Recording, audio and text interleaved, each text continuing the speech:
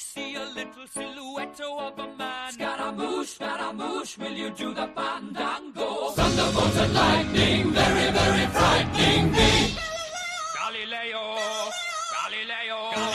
Figaro. Magnifico!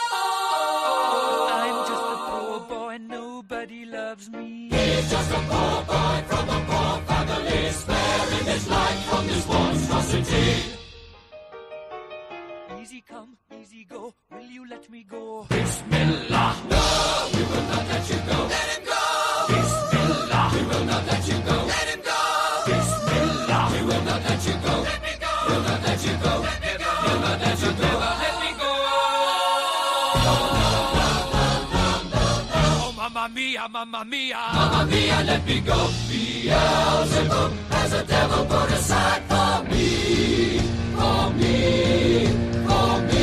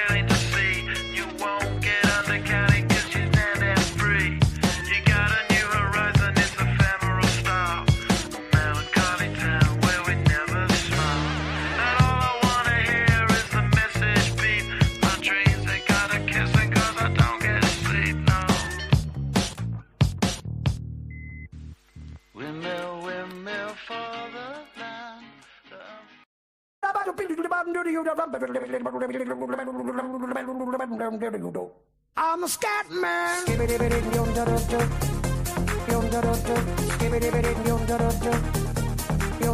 I'm a scat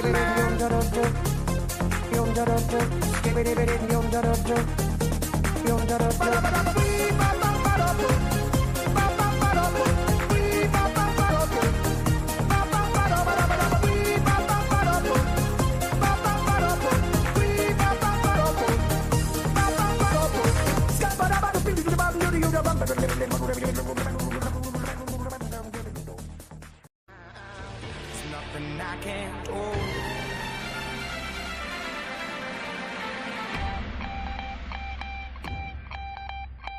I need to know now, can you love me again? I need to know now, can you love me again? I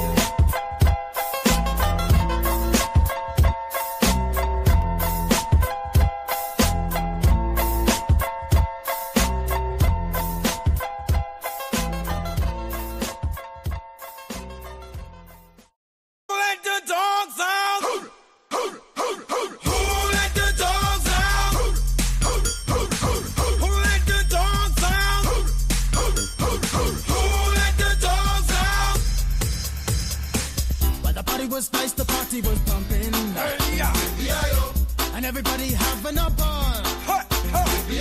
Until the fellas start the name calling. And the girls respond to the call. I have a boom and shout out. Who let the dogs out? Who let the dogs out? Who let the dogs out? Who let the dogs out? I see the dance people had a ball cause Billy Founders get out. Get back, Gruffy, bash Gruffy, get back, you flea infested mongrel. Gonna tell myself I'm man, no get angry. Hey, yeah. 280 cows calling them K9. Hey. Gotta make you understand. Never gonna give you up. Never gonna let you down. Never gonna run around and desert you. Never gonna make you cry. Never gonna say goodbye. Never gonna tell a lie and hurt you. Never gonna give you up. Never gonna let you down. Never gonna run around and desert you. Never gonna make you cry. Never gonna say goodbye. Never gonna tell a lie and hurt you. Never gonna give you up. Never gonna let you down. Never gonna run around and desert you. Never gonna make you cry. Never gonna say goodbye. Never gonna tell a lie.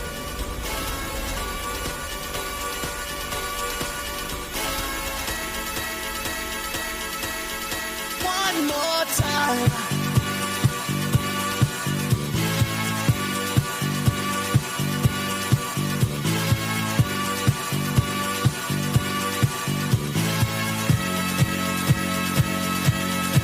One more time.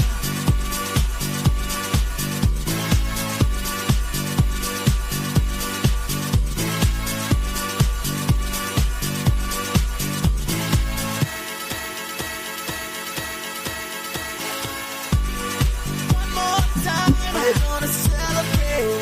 Oh yeah, alright, don't stop the dancing.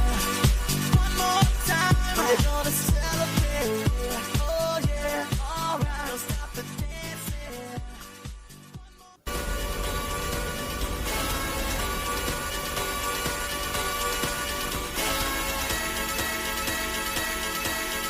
One more time.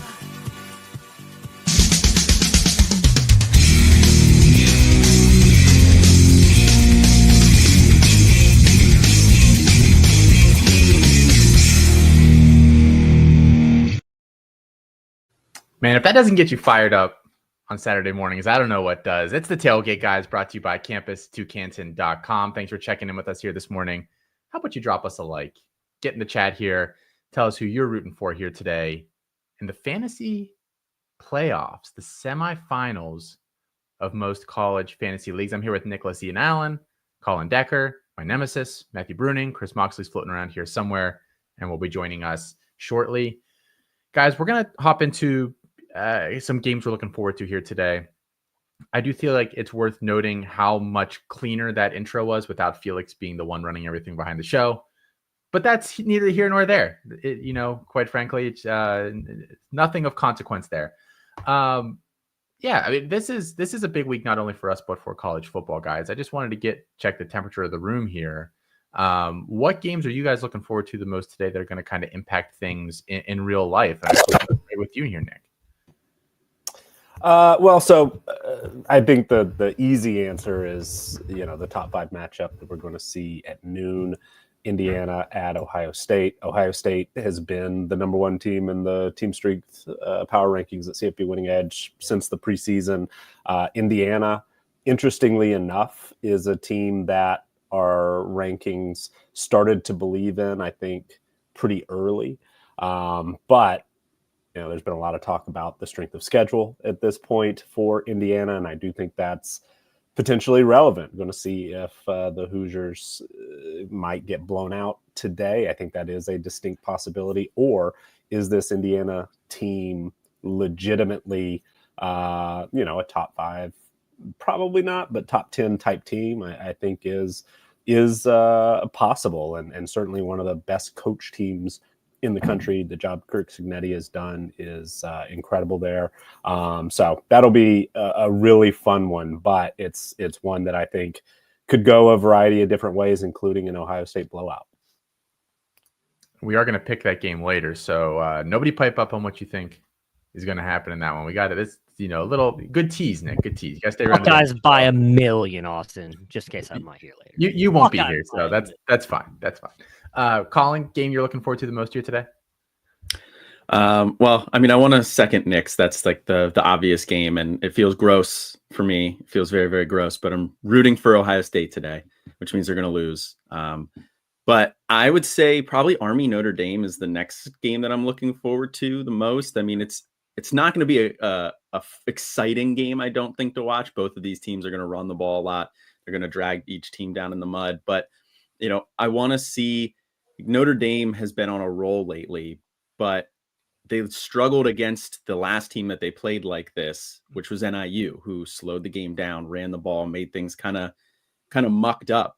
And I want to see if Army is legit too. We keep talking about Boise State being the G5 candidate, and I think that's probably the way this goes. But if Army wins this game, how does that shake up that playoff race? Matt, not allowed to say Ohio State.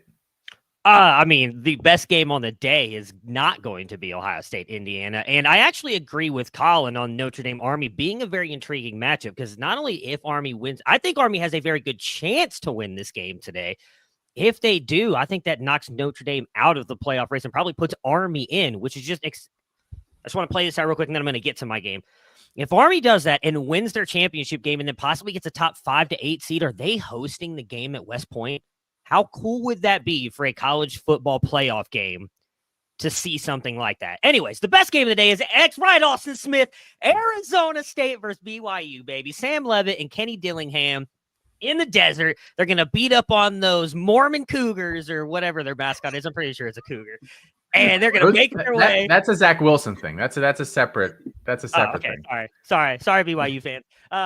Oh, wait, no, never mind. I got you. With my mind. Sorry, I'm all hyped up on caffeine. I have a whole bunch of coffee. Yeah, I'm excited for that. Obviously, it's a massive game for them. If they beat BYU, they get Arizona in the Territorial Cup next week for a chance to go to the Big 12 championship in his second year in coaching the Sun Devils. It's a massive game. I love that it's on early in the afternoon, too. I think it really kind of makes that that midday window really exciting. So, yeah, I cannot wait to watch Arizona State versus BYU today. Chris, we've got a lot of Nick Nash doomers in the chat here today. You're the weather guy. Should we have been a little worried about rolling Nick Nash out there last night? And Ricky White, who quite frankly didn't have an amazing day either, although certainly better than Nash did. I talked about it all week in our Discord. Like, there's going to be weather. It ended up being worse than I thought it might be. To be honest, so. I don't want to get into the geography of like where San Jose is located and how the bomb cyclone kind of came down the Sierra Nevadas, but it ended up being worse than indicated. And better. But yes, sorry. It ended up being worse than indicated, but I actually want to talk about Walker Eget, the quarterback for San Jose State. They benched Emmett Brown, whatever. I liked Emmett Brown. I thought Emmett Brown was doing a pretty good job at quarterback. Went with the more mobile guy, whatever. Coach Canton kind of knows what he's doing. 4 for 22 is unacceptable. I don't care what kind of weather you got out there. 4 for 22 is horrendous. So, yeah, I'm sorry, Nick Nash.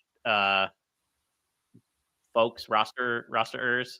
I just want to I need that support group too. I'm playing Nick in our one league, and I had Nick Nash, Justin Lockhart, and Ricky White. So that's going to be a tough hole to climb back out. No, of. it's done, Colin. But we'll I think it is too. But I know I hate when people are like, "GG, good game" after Friday, and they have a whole slate of Saturday games. I didn't want to do that to Nick. It's GG, good game though. Like it really is. This is the one time. We'll let you get away with it. Of course, Colin is the victim. I can't believe I didn't get to pick my favorite game of the day. It's your favorite game, Chris.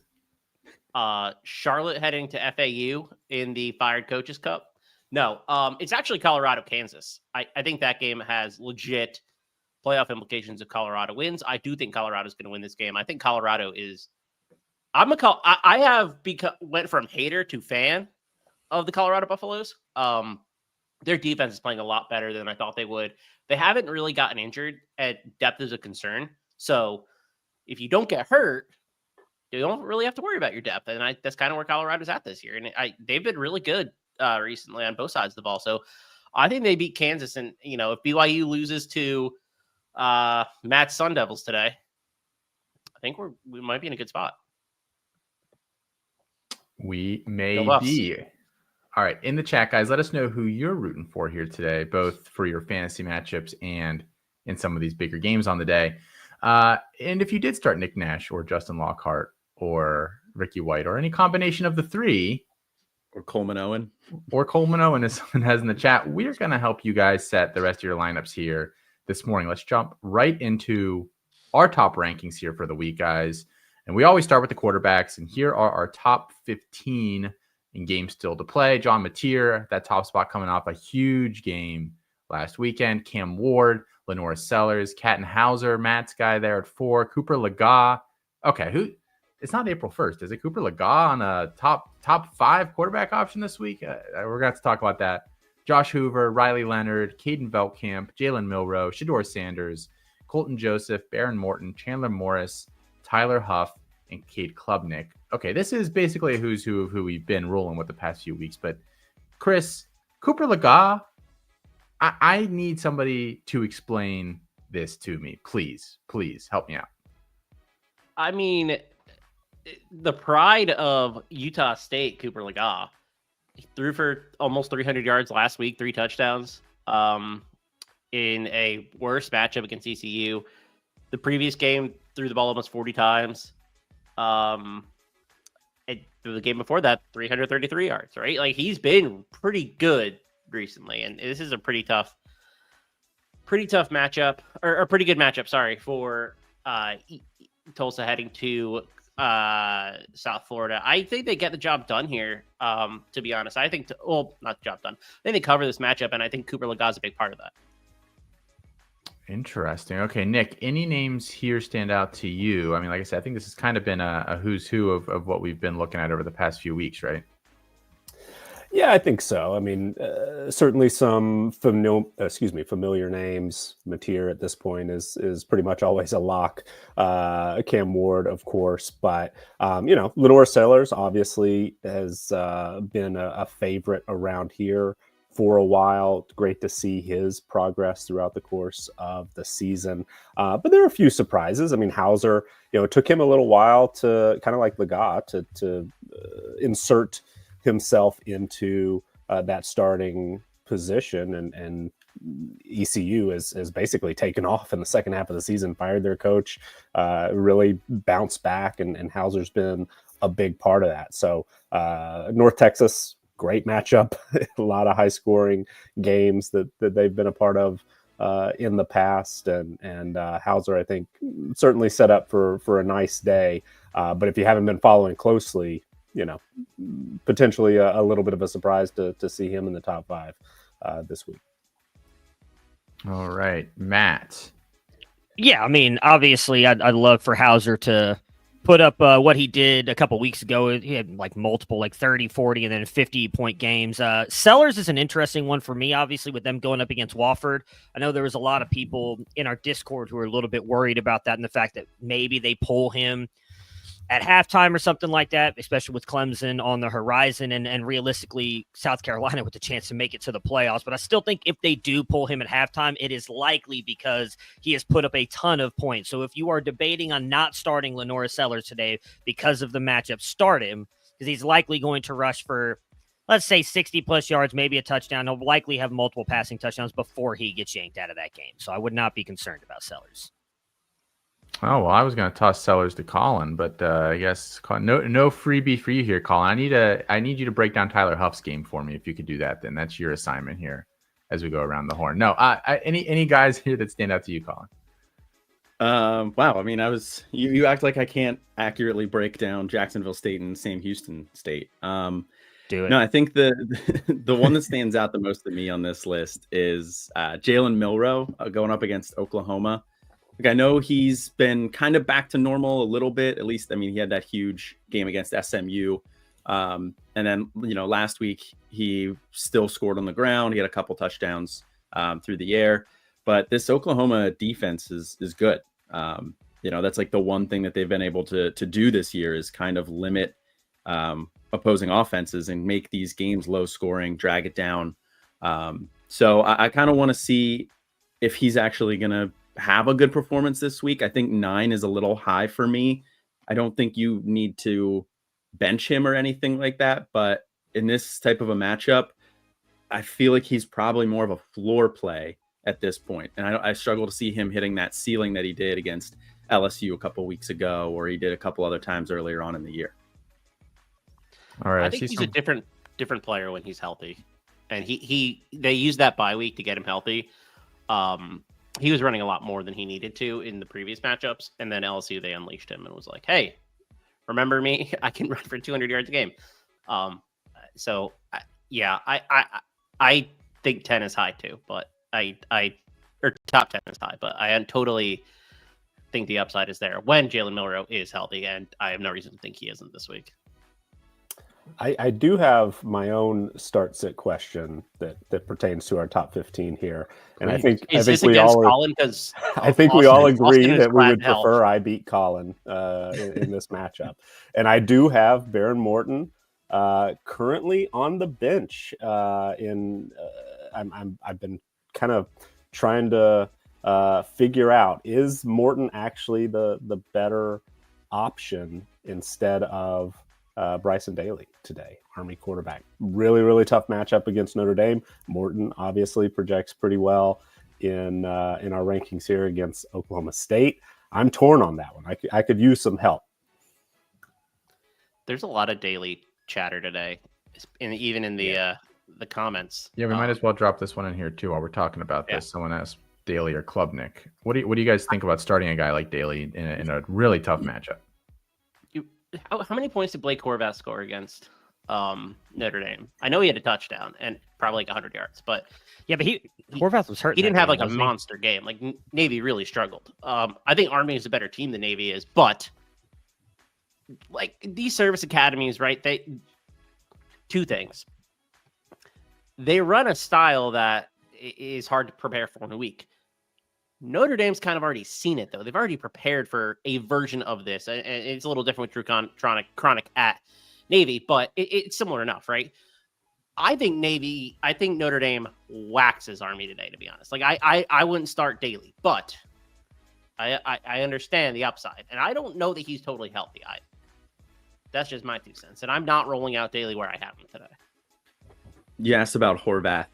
He had 129 yards and a touchdown on the ground against Notre Dame, just for what that's worth. All right. And I do just have any qualms about rolling Chandler Morris out there this week, guys, who has not been particularly good over the past two. Has 214 and 241 yards in his past 2 games, 1 touchdown to 4 interceptions. There's obviously not a ton of rush upside there with him. The offense as a whole hasn't been clicking. Are we scared of Chandler Morris, or are we still rolling him out there against East Carolina? Not everybody at once. Matt, what do you think? I mean, I get the concern, but I think this has a chance to be such a what's the over under? Isn't it like 70 something? Like I feel like 70 and a half. Yeah, I feel like the East Carolina's defense is not good. I feel like this is probably the opportunity for the highest scoring game of the week. I think if you sat him because he hasn't necessarily played good over the past couple weeks and he goes out there and drops like a 40 or 50 burger, you're just going to hate. You're gonna be sitting over here like Colin Decker. Like, he doesn't even want to be on the show, folks. If you can see him behind the stages here, he's quietly crying. Totally checked out. So I get the concerns, but I would start him. I feel pretty good that he's gonna be able to put up some points against that East Carolina defense. Tulsa just scored like 30 plus points on East Carolina, and North Texas is significantly better off. With Cooper Legas. With Cooper Legas. Chandler Morris and North Texas, significantly better offense. If you watch that game against Army, I believe that was 2 weeks ago now, they got into the red zone like 5 times. It just didn't convert. Like, that would have been a super different game if they had scored those touchdowns. I don't expect that same inefficiency to happen today. So I'm rolling out Morris. All right, so I would pay Chris the big bucks there. 16 through 30 guys. Quinn Ewers. There was a lot of talk about him last week, and he did exactly what Nicholas Ian Allen thought he would do. Garrett Nussmeier, Carson Beck, Fernando Mendoza, Bryson Daly. There he is, the man of the hour. Matthew Caldwell, the Troy starting quarterback there. I think that's his first appearance on here, if I remember correctly. Will Howard, Jordan McLeod, Maddox Madsen, Kevin Jennings, Avery Johnson, Nico Iamalieva, Caden Salter, Alonzo Barnett, and Jalen Daniels. Nick, any guys on here that maybe your rankings this week don't love quite as much, or maybe somebody, quite frankly, now that we've gone through 30, that we're missing that you think is in line for a nice one? The name that jumps out to me on this list, and somebody that's been watching for a little bit, is Fernando Mendoza, and he is a good bit lower in the CFP winning edge projections this week. He's around 40th. But Mendoza has been so good in recent weeks. I think, maybe Lenora Sellers isn't the exact comparison, but the growth that I feel like I've seen from both quarterbacks, it somewhat reminds me of one another, where early in the season, it took a little while to get going. And Mendoza, I legitimately just didn't think was very good. But he has been quite productive recently and can run it a little bit. It's kind of an interesting name to just sort of file away for the future, and certainly somebody that comes into play this week. But I certainly did not expect 2 out of the last 3 weeks for him to be flirting with 400 passing yards. Certainly some good matchups in there, but I don't know. Mendoza is somebody that's pretty interesting to me. And the rushing production is not huge, but he can, I think, be a little more valuable on the ground than we've seen at points so far this season, if that sort of presents itself. But the passing production has been way better than I ever expected. And Stanford is, there's, I still think, a little bit of potential for Stanford under Troy Taylor long term, but this is one of the worst Power 4 teams in the country. Big rivalry game that can throw a couple of other things into the mix, but I think that this matchup for Mendoza is quite good. So I do think a top 20 performance is definitely possible for him, and very curious to see if he's able to sustain this through the end of this season and into next year. He's a name that I'm going to be paying attention to. The G5 Hive is in the house. Luke Probasco says he likes Gio Lopez today for Southern Miss, is a guy that we don't have in our top 30. Going back to the Quinn Ewer as well this week. I mean, against Kentucky here, Matt, I know we discussed him a lot last week. I mean, I'm not starting Quinn Ewers today. I just am not starting Quinn Ewers today. And honestly, it's tough to start anybody in this Texas offense, right? Except for maybe Gunnar Helm, because of just how many guys get involved in any given week.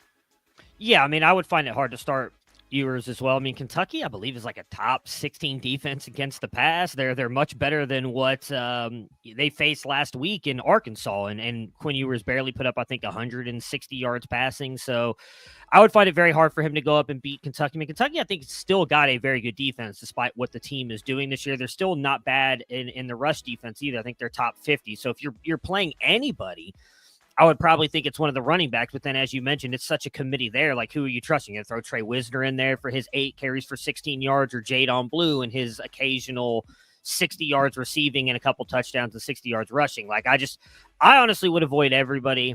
Like I said, maybe Gunnar Helm, just because tight end, a touchdown can help win you a week with the tight end position. But yeah, I'm avoiding the entire Texas offense, including my boy Quinn. Still love you though, Quinn. Chris, there's some names that maybe some of us aren't familiar with. And I think you've mentioned before you think this Caldwell kid at Troy has some juice, right? Like, I mean, I think I remember you talking about him a little bit. He's pretty good. I don't know how we ended up here with the third stringer at Troy being decent. Did not have that on my bingo card. But Well, Troy notoriously has very deep quarterback room, right? I mean, we say Yeah, this every year, and so of course. But he's been good. Troy's actually playing a lot better, I would say, the last 4 or 5 games than they were so bad at the beginning of the year that it was like impossible not to improve. But they've actually played like pretty decent today. I think they might be live against Louisiana without Ben Woolridge. So I think Caldwell's gonna be a big part of that. And he's been, in recent weeks pretty good. So yeah, it's a little gross. You probably don't have him rostered. But if you need to pick somebody up, the opportunity is there for Caldwell, I think. yeah, and we do see some people in the chat and stuff here during the show who say that they can go pick a guy up this morning. So if you've got maybe the quarterback position a little thin, you had Dylan Gabriel on bye and some other guys, that could be worth checking out there for sure. Colin, I don't know your thoughts on the top 30 here. Anybody that you think might disappoint today, or that could potentially outperform their spot on here?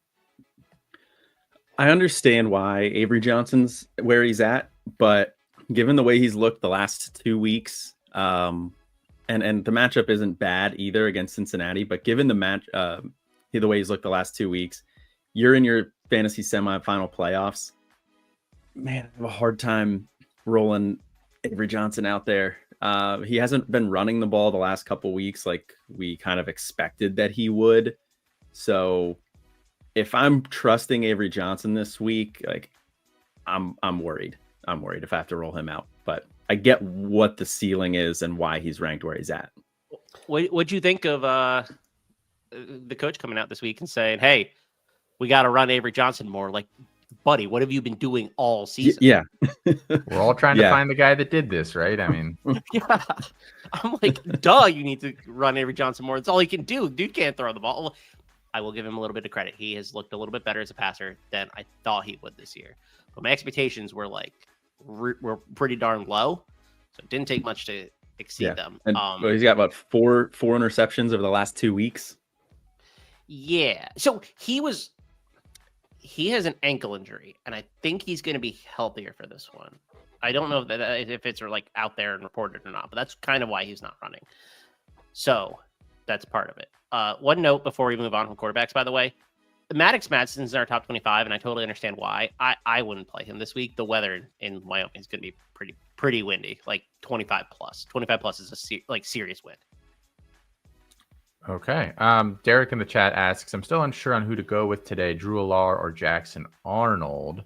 Arnold obviously getting Miami there. Penn State plays Minnesota. What do you guys think on that? I mean, I would say Allar, right? Yeah, I think you have to go Allar in this one rather than Arnold against Alabama. I mean, I don't know if Allar Tulsa quarterback Jackson Arnold. Yeah, I don't know if Allar is necessarily going to have like this stellar game. That Minnesota defense is good, but Allar's been efficient this year, and I think you have to trust that he's going to get some points, some touchdowns here and there. I don't trust Jackson Arnold. I think you would have a hard time rolling him out there and feeling good about it. This is more anti-Arnold than it is pro Allar, though, right? Yes. Yeah. I don't know if there's a huge ceiling there for either of those guys, right? How about this, guys? I have to decide if I want to start Alonzo Barnett or Lenora Sellers today. Our rankings say Sellers. I don't know. I mean, that App State matchup does seem kind of nice, right? I had a similar situation where I ended up rolling with Barnett, not against Sellers, but Barnett for me is 11th in the rankings this week. So I feel like it's a good opportunity against an App State team that's been a little disappointing, but playing a little bit better. I think in the back half of the season. But Barnett, little bit of a boomer bust in his past so far this year, but feel like today is a pretty good spot for him. He's been a little bit more consistent recently than he was earlier in the year. He was having wild 50-point game to 7-point game. Jamie's playing just more consistent in general. So I think Barnett has the higher floor this week. Like with Sellers, he's probably not playing the second half, or he's probably not playing the majority of the second half. Yeah, they will crush Walker. Fingers crossed there, right? All right. Running backs, guys. Let's talk about some running backs here. Marion Hampton, who's just been, on fire lately, has the top spot here this week. Trey Stewart, Ashton Genty, Raheem Sanders, Dylan Sampson, RJ Harvey, LaQuint Allen, Brashard Smith, Taj Brooks, Caleb Johnson, Dean Connors, Bryson Washington, who's been coming on lately there for Baylor there at 12 this week, Ismail Mahdi, Jaden Ott, and then Raji Harris there at ECU. Nick, and the same question we usually toss over to you here. Anybody stand out as maybe a little too high for what you've got going on, or too low? Well, I'll admit that Rajay Harris is a little bit of a surprise. Certainly, we talked about the matchup against North Texas, which just to put some actual analysis and some numbers behind it, I suppose. North Texas ranks 120th in our defensive team performance ratings defensively, 129th against the pass, 101st against the run.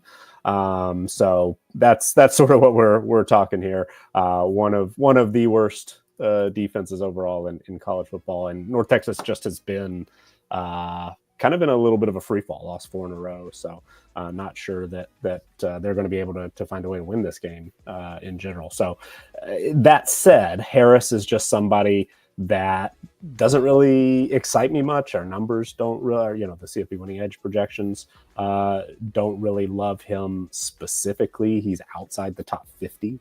And those rankings give a much, I think, wider view, take into account, not just full season, but multiple years. So sometimes it's a little bit slow to recognize a really, really good matchup.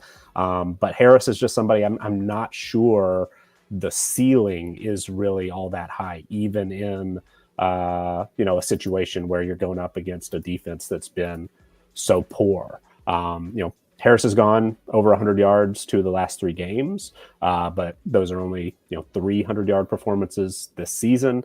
He's had a little bit, maybe not luck, but the touchdown opportunities have ticked up a little bit in recent weeks, and I don't know. I'm just a little bit skeptical that he's really going to be able to put together a really, really big day. So great matchup. And things are trending in the right direction for him. Maybe he's been a beneficiary of that coaching change, but I don't know. I'm still a little bit skeptical on Harris as a top 15 option this week. He's not going to get more than 20 touches. I don't know that he's had that in a single game. So you're relying on efficiency, but it's been a while. He had 2 25-yard or 25 carry performances in the first half of the season, but he hasn't had. Last week he had 18 carries against Tulsa. That was the most by a good bit since September. They trust him in close games where it's competitive, like he's their go-to guy. But to start the game, generally speaking, there's a rotation. Like first drive is Harris, then it's Montgomery, then it's Gunn, then they go back to Harris maybe for two series. So there is a rotation there. I've watched a lot of ECU, unfortunately. And Raji Harris, a classic, never wrong, just early for us. A guy that we liked many, many years ago. Finally putting up some performances here. So we're just waiting on Marlon Gunn now. Exactly. Next year. We've quote unquote transitioned Felix to a more off-screen role that we feel suits his personality a little bit better. But he is dropping some news behind the scenes here for us as we go along with our day. A couple of items here real quick. Tez Johnson, the Oregon wide receiver, they're obviously not playing this week. Left their game a couple weeks ago with a shoulder collarbone injury. Apparently, they're saying that he's going to return next week against Washington. So that could be notable, and I'm sure we'll be discussing that quite a bit next week. Brady Cook active today for Mizzou after a gutsy performance last week. They're almost knocked off South Carolina. And then Billy Edwards Jr., the quarterback for Maryland, is questionable today. So just a couple things to watch for if you have Brady Cook or Billy Edwards. And just real quick, guys, I mean, if you've got Brady Cook, are you playing him today? I mean, he was pretty productive last week. They play Mississippi State. That's a pretty decent matchup, I would think, unless they're just going to run the ball and get out of there and try to continue to snowball his health into the next week. The line in that game is 7.5, unless it's moved. Then it's not. But I don't know. They're probably going to need him today. He did not look healthy last week, though. I'll tell you that. Yeah. I would avoid playing him if you've got a better option. Okay. What did Coach back to Freak the- say? He said they're still alive for the playoffs 2 weeks Yeah, ago. says that So, every hey, week. Every week. Yeah, Still alive. maybe roll them out. Just like me, I'm still alive in all my playoffs as well. Me, There we go. me and Drink. Colin's still alive in League of Records, so everyone's alive You're here. Everyone's alive. There's a chance. There's a chance. Slim, but there's a chance. Let's get back to the running back guys. We did have a question about Bryson Washington, so I figured I'd throw that up here while we are discussing. Somebody asked Bryson Washington here today, or Terry and Stewart, the Bowling Green running back against Ball State. What do you guys think on that, Chris? We have a dog asking questions. Interesting. I like Washington, right? He seemed to really come on for Baylor down the stretch, and kind of emerge. He is like a total blind spot player to me. Like, I don't really know anything about him. I just like know the usage. I think I would roll with him. I like the way that Baylor's offense is trending. Houston is a tougher matchup than Ball State is, certainly, but Stewart might not score. Like, I think he could have 100 yards, but he's been really hit or miss this season. And so I think Washington probably scores, gets you close to that 100-yard marker. He's the safer option, in my opinion, but it is a tougher matchup. Yeah, I agree with Chris. I mean, Washington, since that game against Texas Tech, has been really good for that Baylor offense. And, I mean, Terry Stewart, he is going up against Ball State, which, as Chris mentioned, probably a lesser matchup. I don't know, man. Washington's been so good. Baylor's been playing a lot better since Dave Aranda's mess up against Colorado. I would probably lean Washington. And he's getting a lot of catches, too. Like, he's probably good for 3 or 4 catches a game. Washington seems like he's really sort of evolving into a guy that Baylor coaching staff is saying, okay, we're just going to feed him. Like, it was sort of a slow ramp up. There was a lot of guys getting touches in the early and mid part of the season. And it seems like a situation where Washington is kind of blossoming here at the right time to just sort of be in line for a really, really heavy workload. That said, Terry Stewart's had a pretty heavy workload since coming back from injury. Missed a couple of games earlier in the season, but he's had at least 15 carries in his last 4 games. He's had 20 or more carries in 3 of those last 4. Washington's gotten in the end zone a lot more, so I think that's sort of top of mind as well. But it just sort of seems like Washington is really, really trending in the right direction, and I think that he was probably going to be able to continue that. So I'd lead Washington as well, but 2 good options for sure. All right, so let's continue on here with the back half of our top 30 at running back. Cam Scadaboo. Sorry, Matthew. It's the dollar in the Scadaboo jar. Woody Marks, Devin Neal, George Pettaway, Braden Bennett, Trey Wisner, Zach Wallace, Rachel Faison, Kelly Joyner, Jeremiah Love, Marquez Cooper, DJ Giddens, Desmond Reed, Kyle Monungai, and the Terry and Stewart, who we talked about there a few minutes ago. Colin, I mean, any of these guys you're starting today, so we know to maybe move them out of our lineups. Touche.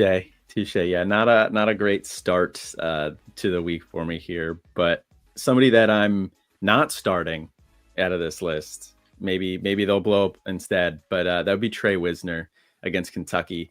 But Kentucky's like, they've just frustrated some opponents like all year. They've frustrated Georgia, they frustrated Ole Miss. Not that I think that they're gonna beat Texas, but I feel like this game might be a little bit closer than what we're thinking here. And I think that Kentucky is going to be able to limit Wisner on the ground here, and I don't necessarily trust him in any matchup, but especially in this one. So I'm not rolling Wisner out there. We've got a specific question here about CJ Campbell. Michael Henry asks, why are you also low on CJ Campbell the volume, production, and matchup are all there in his favor this week. I mean, this is probably more of a Nick and Chris question. What do you guys think about CJ Campbell here?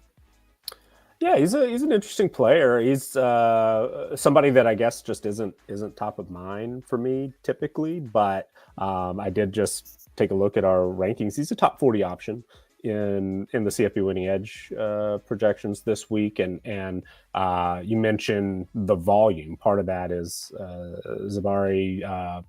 Gosh, what's the other guy's name there? They were kind of a co number one early in the season. He and Zabari Mobley. Mobley's been banged up, and I think that's really benefited Campbell. But Campbell's been a productive receiver as well, if memory serves. This question took me slightly by surprise here, so let me filibuster for just a second. Yeah, 33 catches, second on the team. Really productive receiver. So I think Campbell is a solid option. Sometimes when you make a coaching change, that can give a team a jolt. Sometimes it can, accelerate the quitting process. So it always makes me just a little bit nervous. But Campbell is definitely somebody who FAU's really been leaning on, and against Charlotte, another team in the same situation, just fired its head coach. Could be a nice option this week. Yeah, FAU. I thought they had quit under Tom Herman already, so I don't know, that can get worse. They lost to Temple last week. Campbell's the guy, but I mean, he's had a 100-yard game. He hasn't had a 100-yard game against an FBS team all season, right? You're relying on touchdowns and receiving production. If the game script isn't there for receiving production, that's a concern. They're on their third string quarterback now, Starks. Fourth string? I don't remember. Starks. I think they benched Wiseman last game, or Wiseman got hurt. And he's more of a runner than he is a passer. So maybe he opens stuff up for Campbell, but I mean, Campbell had 20 attempts for 70 yards versus Temple. I just don't think he's very good. Maybe it doesn't matter. Charlotte let USF run for 300 yards last week, so he's another blind spot player for me, right? I think what Nick was saying, not a guy who's top of mind because he just hasn't been that efficient. All right, Luke in the chat says he really likes Amani Marshall today, the App State running back. I think that's an interesting, good shout there. We were talking earlier about the total in that game being pretty high, so that makes all the guys go in there pretty attractive. And then Donald does say no Quentin Cooley love again. It sounds like the Liberty fans are noticing, Chris and Nick. Your anti-Liberty bias is showing. Get it together. Oh, anti-Liberty bias from the Liberty hater himself. I don't know what you mean. We probably should have him in here. But I mean, it's not like it's a I don't know. West Kentucky's defense has played a little bit better recently. So maybe it's just me. But yeah, Cooley should probably be in the top 30. I've got Cooley projected for a 100-yard day, but just for whatever reason, he just is outside the top 30. I guess that would be, touchdown related or receiving production related. So he's definitely somebody that is pretty consistent and gets a fair amount of, pretty heavy workload. He's just not, I don't know. I feel like he's kind of a low floor guy, but not necessarily a super high ceiling guy, if that makes sense. But he's close. I mean, he's definitely not going to be very far behind most of these guys in the 20s, in the 30s. And WKU, not the toughest matchup, but not necessarily, that's going to be a pretty tough game for Liberty. It should be a fairly even matchup. So I don't know. I didn't really have much to actually add to the conversation there, other than I do think Cooley is going to be in line for a good day pushing 100 yards. Well, something we always talk about too is the how close some of these guys are at the bottom of the rankings too. It's separated, it can be tenths of points that separate RB 24 from RB 44. So if you feel that you really like Cooley, I mean, I think you heard here that we don't dislike Cooley, and he has had some, good performances the past couple of weeks as well. So he's also, I don't know, like Liberty is just terrible. They just look awful on offense. And it's one thing when you're scoring 30 points against UMass, Middle Tennessee, Jacksonville State, Kennesaw, FIU. Well, I could do the whole season. ECU, UTEP, New Mexico State, Campbell. Like, this is their toughest defense they played. So I was fumbling through my analysis there. I finally I've isolated it for whatever reason. This has escaped my attention to this point. Quentin Cooley. Anybody have a guess if you haven't looked at it already? How many receiving yards he has this year? How many receptions? Is it negative? I do. I know it because I have it up, but he has 1 catch for 9 yards. So I think that's part of it. He's definitely been incredibly productive on the ground. 4, 5 out of 6 100-yard games. Has gone 7 times for 100 yards this season. 5 touchdowns in the last 3 weeks, but nothing as a receiver. Absolutely nothing. So I think that's just limiting him just a little bit. The way that my numbers work specifically, why he'd be outside the top 30 this week. yeah, and he's close. All right. I think final guy we want to talk about here, Matt, Jeremiah Love. Then we're going to go to break. Yeah, give us some love, Matt. Yeah, I mean, I'm gonna give you some love. Talked about it last week. He has still scored in every single game this season, which we'll talk about a little bit later. Chris mentioned, it was Colin that mentioned this could be like a game where they just run the ball a ton. Army and Notre Dame. But Jeremiah Love, say what you want, has been extremely efficient and productive for Notre Dame. I expect him to have a pretty big day today. I do think you have to be a little bit worried just about Army slowing the game down, so maybe he doesn't get as many touches, but I think with how he's scored every single week, he should have a very good week. I could see him being better than 25. Definitely better than Joyner, Wallace, Wisner, Braden Bennett, Woody Marks, but definitely not better. Nobody's better than Cam Scatterby. All right, the final word here before we go to break. When we come back, we'll talk wide receivers, we'll talk tight ends, we'll get into some betting, some player props, all of that and more. This is The Tailgate, brought to you by Campus to Canton. What's the Scooby-Doo? We're coming after you. You're gonna solve that mystery. I see you, Scooby-Doo. The trail leads back to you. What's the Scooby-Doo? What's the Scooby-Doo? We're gonna follow you. You're gonna solve that mystery. We see you, Scooby-Doo. We're coming after you. What's the Scooby-Doo? Don't worry.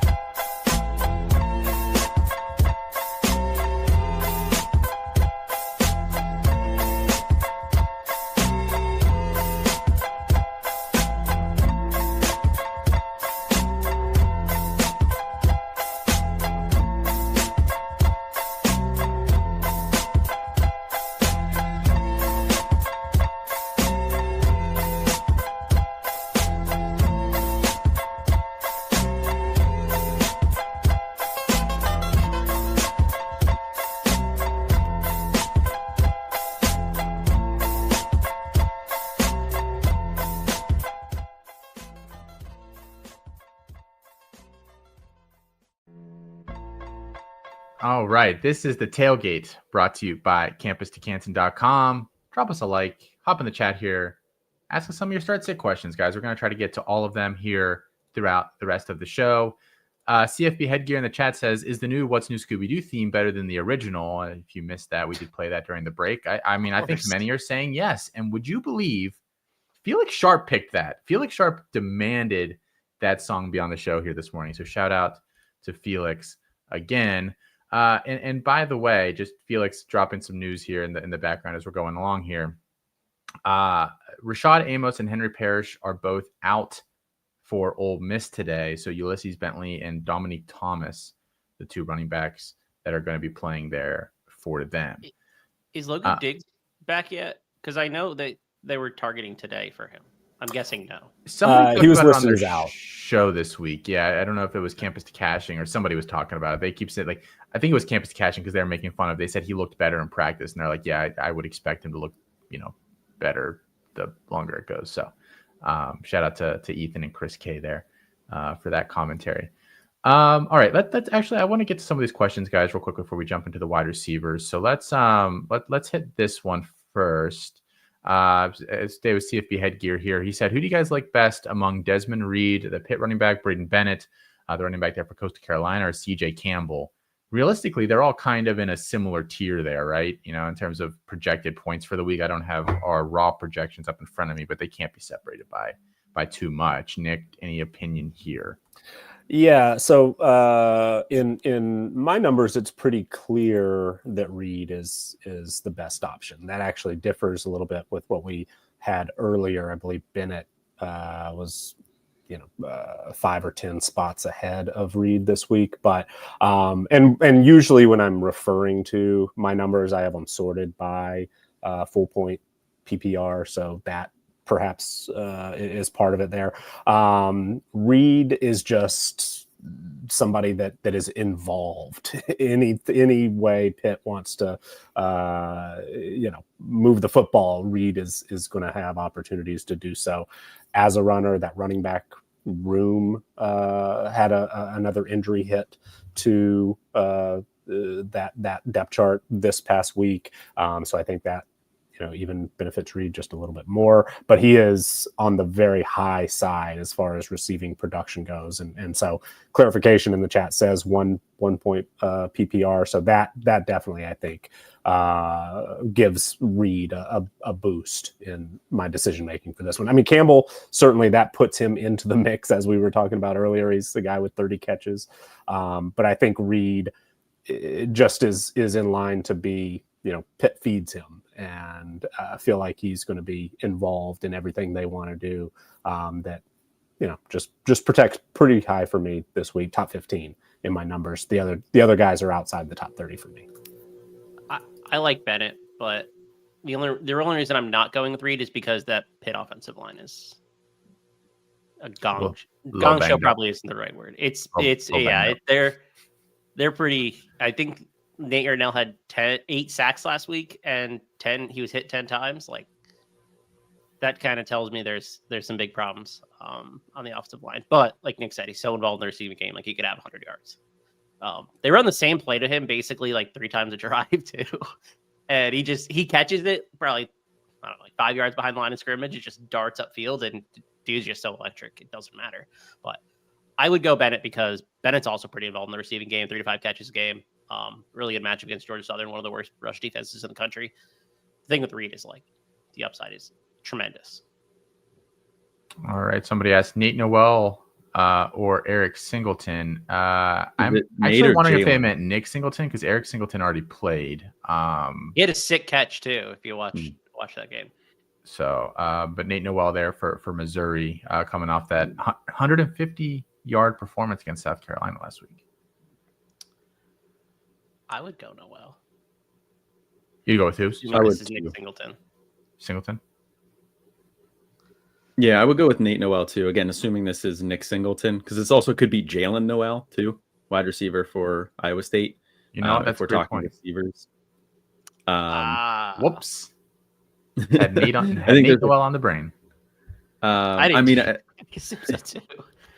Yeah, I think it's tough. But like Eric Singleton did already play, so Moving for you guys got to give us full names in the thing if you want us to get to something. And- especially if it's close.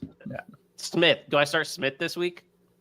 Or like No, but Johnson? if we're talking Nate Noel, I think I would go Nate Noel over Nick Singleton too. Just because Nick Singleton's been in and out of the lineup a little bit. He's been banged up. I think they're trying to get him healthy for the hopeful playoff run that they have. So they'll probably lean a little bit more on Katron Allen. And then if this is Jalen Noel and Eric Singleton, Singleton already played, but I would have probably gone with Jalen Noel. All right. Just a couple other ones here real quick, guys. We trusting Kyron Lacey today against Vanderbilt? He's ranked in our top 30. I think it's a good matchup. Okay. Somebody here, Hauser or Jordan McLeod. They've had some disappointing guys go already. It also has Sellers, he says. Where do you guys lean there? Hauser has the floor, and I think an equal ceiling to Sellers. So I like Hauser a lot. I would probably lean Sellers over Hauser, just because of the rushing production you can get out of Sellers against Wofford. But that game could also get out of hand real quick. So I get going Hauser, but if you need that ceiling play to try and dig out of a hole, I kind of like Sellers. Yeah, I think I agree. I mean, my number is a little bit different than the C2C numbers this week. You've got two of the top 5 options in those to work with here potentially, and I do think that the you're really shooting for the most upside. Sellers or Hauser might be what you're looking for, but I understand leaning McLeod. I mean, he's somebody that had to split a little time a couple of weeks ago due to being a bit banged up, but it seems like he's healthier now, coming off a solid week, and going up against Georgia State is a pretty good matchup there. So personally, I would be tempted to lean McLeod as well, but 3 pretty solid options, and with Sellers being a top 3 projected guy in the C2C rankings this week, maybe you get fortunate and he runs for a couple of touchdowns, throws for a couple of touchdowns, and has a full day's worth of production in 2.5 quarters. But you also really do run the risk of Rocket Sanders breaking off 2 80-yard runs and or the defense getting like 7 sacks and some strip sacks and stuff. Exactly. Dang, So this it's game is really good. It's a real it is a real risk, but I think if you feel the pressure to shoot for that high upside, Sellers might be worth it. There you go. 3 different answers. Yep, we aim to please. Matt, real quick, some news before we get to the wide receivers here. Yeah, this is If this is massive. dumb, by the way, I'm booting you from this. So If it's dumb, why? Do you know what's about to happen? no. Least you can do is level with me. What are my chances? Not good.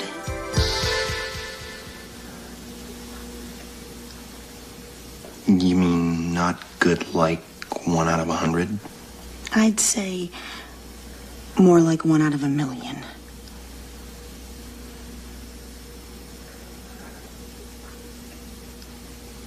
So you're telling me there's a chance? Yeah!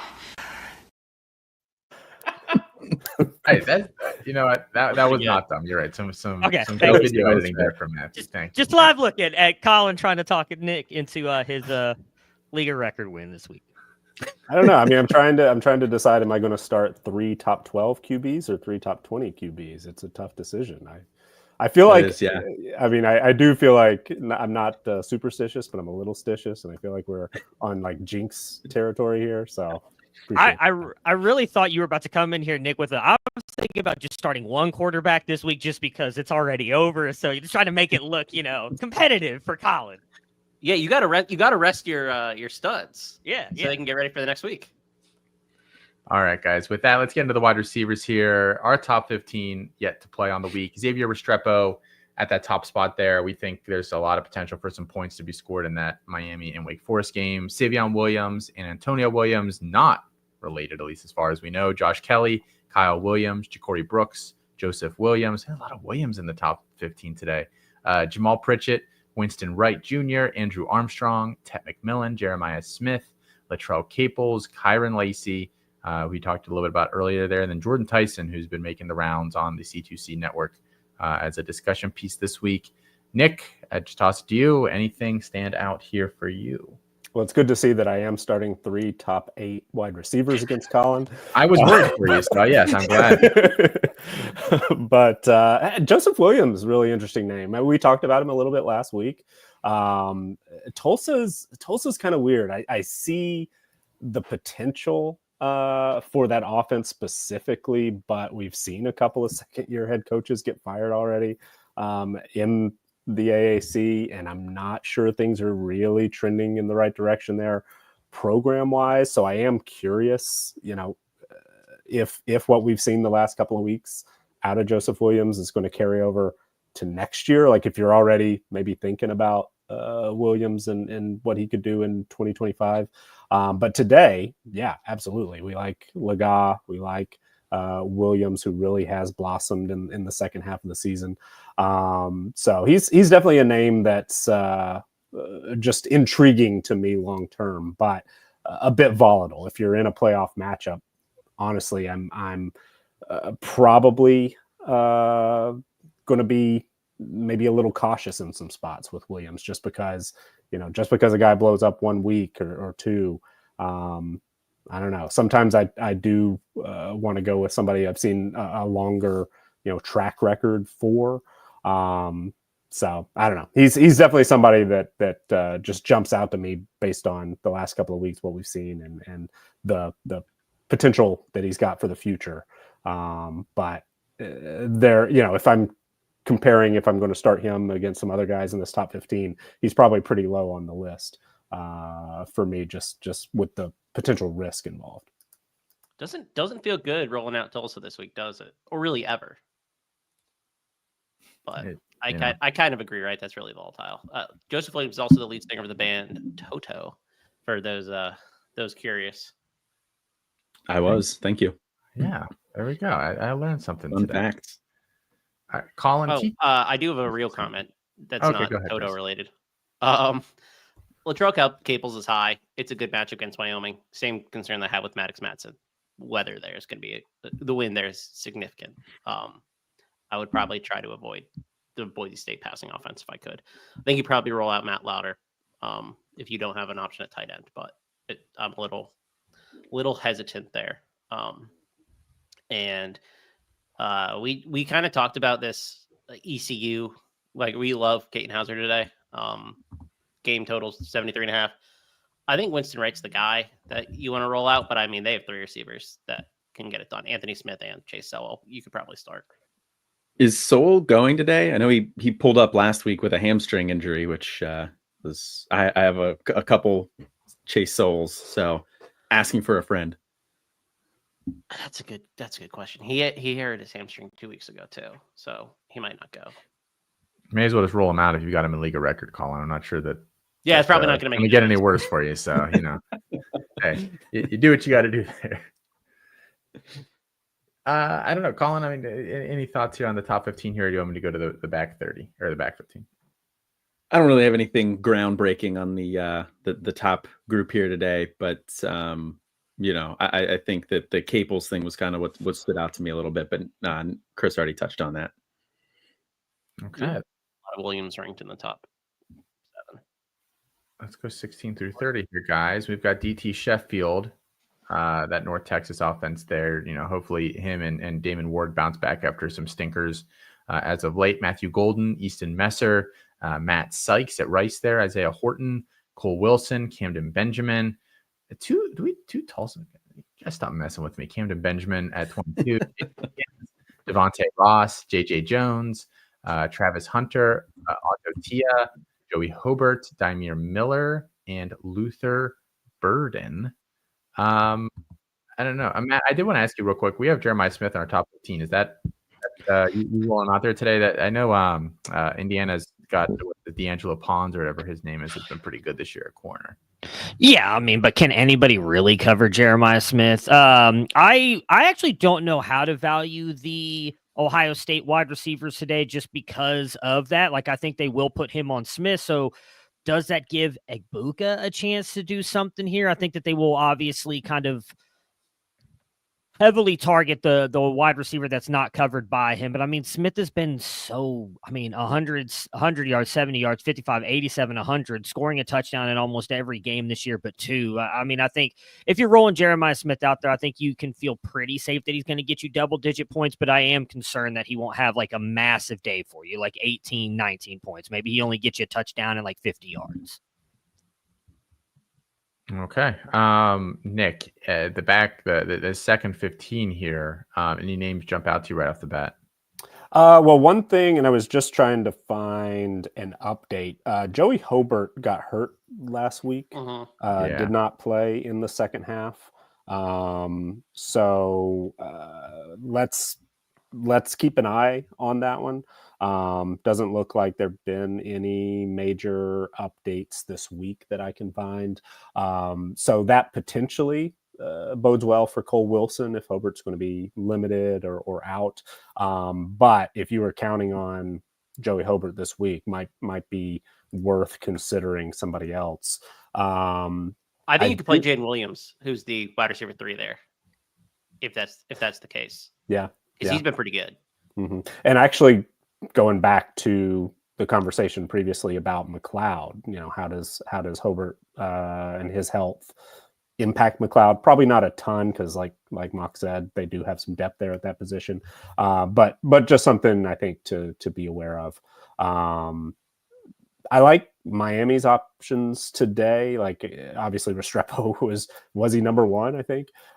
So there is some depth there as well, and having Horton as a possibility is somebody that I think really could pop today as well. I think Miami and Cam Ward and that passing offense is going to be set up for a really nice day today. So I would be interested to play quite a few Miami players if possible today. I like Damian Martinez as well. He didn't come up in the running back conversation, but feel like Miami's going to put up a big number today against Wake Forest.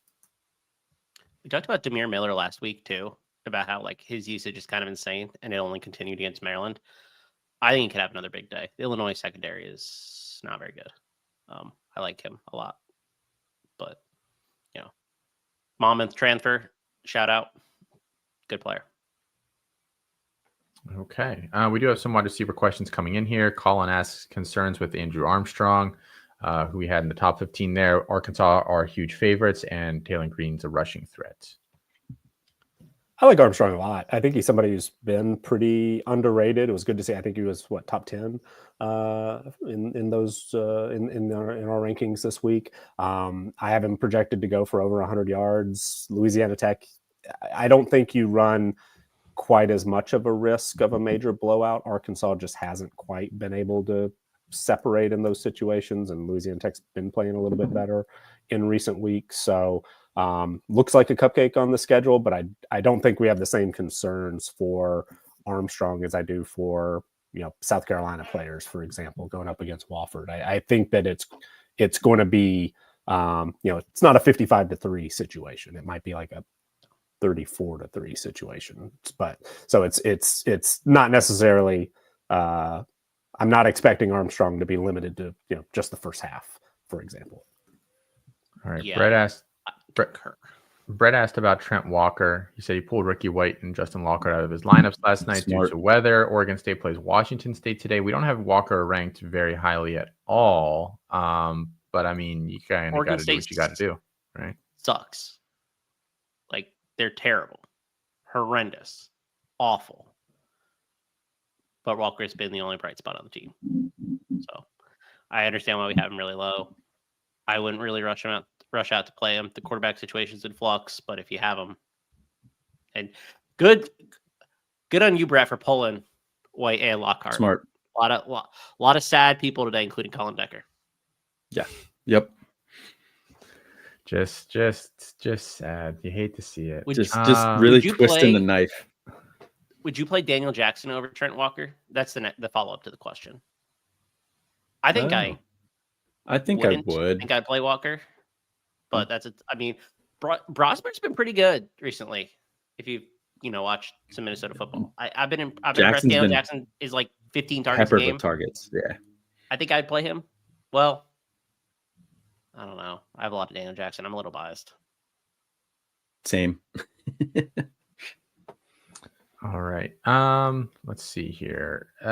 Any other questions wide receiver related? Yeah, DT Sheffield, Luther Burton, or Kelly Joyner in a full PPR, and who has the highest floor? I think I'd probably lean Sheffield. Yeah. The total 73. Like, I want the wide receiver one in a matchup where the total 73. That's literally the path forward. Brady Cooks are hurt. It's an easy matchup for Mizzou. Do they just run it a little bit? Kelly Joyner, obviously really productive last week, has been the RB1 for USF. Another productive another big total matchup, 60.5. Big favorites against Tulsa, but I mean, I think I would go Sheffield. To the second question, though, I would be tempted to say Burton has the higher floor. Maybe that's You're silly probably to say because, like you said, the total's so high in that North Texas game. But I just feel like, I don't know. I mean, Burton has had no fewer than 3 catches in a game. Even the one where he had 3 yards, he had 3 catches. So I don't know. I feel like, and Mox, you mentioned it briefly, that line in the Missouri-Mississippi State game's only 7.5. So Missouri's going to have to, we expect, have to really kind of fight and claw in that matchup. It looks a little weak to us, but they're going to be in a dogfight, I think, and they're going to need Burton. So I feel like I'd be tempted to say he has the highest floor here, but Sheffield definitely has a much higher ceiling, I think. Yeah, Sheffield could go for like 203. I don't know anybody else that has that upside. But Burton, I agree with Burton. Floor, just crazy productive. All right. Let's talk tight ends real quick, and then we'll get to some of the questions that are still getting in here. If I had my way, we wouldn't even talk tight ends, but somebody put some time into making this graphic, so here we go. Our Mackey Award winner, tight end 1 overall there at Bowling Green. That's Harold Fannin. Mackey runner-up, number 2. Man, you hate to see it there. Tyler Warren. I'm just gonna say there was, some Heisman talk about Tyler Warren. Now it may have strictly come from the Penn State coaching staff, but Heisman talk. Heisman or Mackey? Heisman. There's no way they said Tyler Warren and Heisman in the same sentence. It was the Penn State tight end coach, but yeah, he did. Okay. Joshua Simon at 3, Holden Willis 4th, Mason Taylor, Aronde Gadsden, Luke Haas, Tanner Koziel, Jalen Conyers, Gunnar Helm, Jake Brenningstool, Elijah Arroyo, Malike Matavau, Matt Lauder, and Terrence Carter. Chris, you get no more than 2 minutes to talk about the tight ends for the day. So you go ahead and spend that 2 minutes however you want to do that. Okay, thank you. Kozo is a little low here. It's a tough matchup against Bowling Green, double digit underdogs. So I think you start him, but know that there's a potential where it just doesn't come through. Josh Simon's been Lenore Sellers' like top target for a while. I think you see him hit him running up the seam. Big touchdown today early in the game. Are you worried at all about he sounded like he was a little bit banged up? Reports earlier in the week he's practicing, he's fine. Yeah, but it's Wofford. So that's true. I think you have to play him though, unless you have Tyler Warren or our Mackey Award winner Harold Fannin. Simon has just been so good recently. Like, there's tight end is a really tough position in general in college, but like when you have somebody who's getting 6 to 10 targets a game, like that's at least what you need to target. And that's also true of Holden Willis, who's since coming back from injury been really good too. So like, the top 4 I feel pretty good about. And then after that, I don't know. Gadsden has had a disappointing season, but it's UConn. I expect him to go over this number. I have Gadsden over 50.5. in pocket, so I am thinking that he has a good game today. But if you have him, that's the thing, right? If you have him, you probably starting him. I'm not breaking any news there. I am Also, starting him against Colin. Matt Lauder is a concern. Same weather, Boise State. Okay. Let's run through these questions, guys, and then we can go to break. We'll talk some betting and the underdog stuff when we get back from that. Felix Sharp, that's a decent looking guy right there. Quali Conley or Ulysses Bentley. Who do we like today out of that grouping? I don't know why. Why would you think about starting Bentley today, Felix? I am curious. I mean, it's not like Florida's a soft matchup there. Probably with all the injuries at running back. Yeah, I think that's part of it, but the injuries aren't necessarily new. I mean, we've seen Amos barely at all. Diggs is we have not seen it all. Matt Jones is somebody who's been a little bit banged up, but has gotten a little bit of action there. So, I mean, Bentley took him a while, but once he got an opportunity, looked good. So I understand it. I have Conley like 5 spots higher in my rankings. I think Conley is probably who I would lean toward, but I kind of understand it. I mean, when Ole Miss wants to run the football, they can be, really productive on the ground. And I have always kind of liked Bentley. Feel like he could be in line for a decent day here, but I think Conley's just slightly the better option. All right, let's go to the next one here. Justin says Josh McCray or Kyle Robichaud, 1 point PPR. What do you guys think? I kind of like Robichaud this week. Yeah. That's really digging deep though. But yes, I think Robichaud gives you some pass catching upside too, where you're not going to get that from McCray. So being 1 point PPR, and you're not going to get touches vultured by what's the name of the new starter there? Yeah. So he had 21 last week, 28 the week before. Like heavy usage for Robichaud. All right. Jim asks True Edwards playing against Arkansas or Alec Ayamanor against California. Any thoughts here, guys?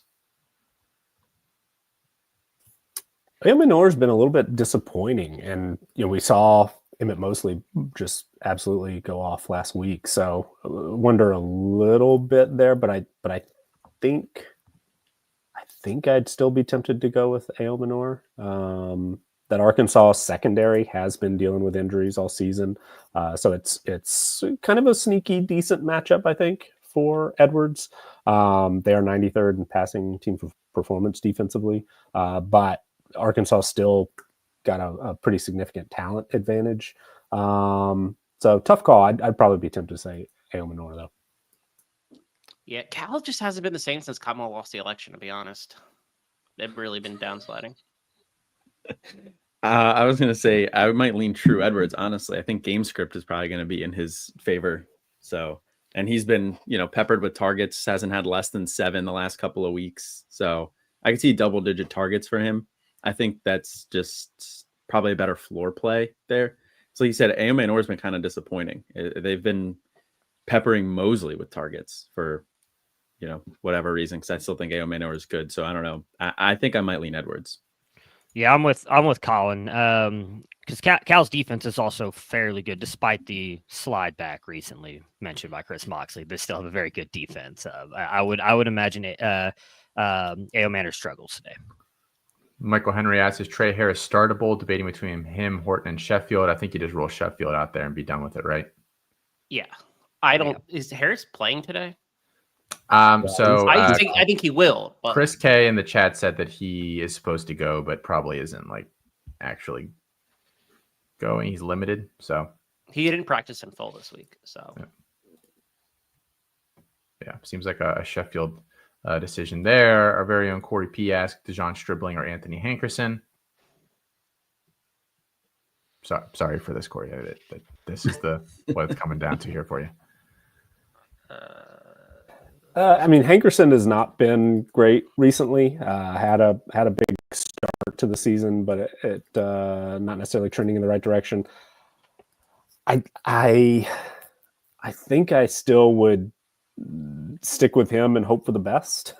But yeah, it's definitely. I've been disappointed personally by Hankerson a bit in the last month or so. But I do think the potential is there. Potentially, I think the potential is him to get back in the 100 plus, couple touchdown swing of things. And Stribling, I think, has a pretty limited ceiling, even if he might have a little bit higher floor. Okay, and the last one here, Andy says Kyle Williams or Eric Rivers.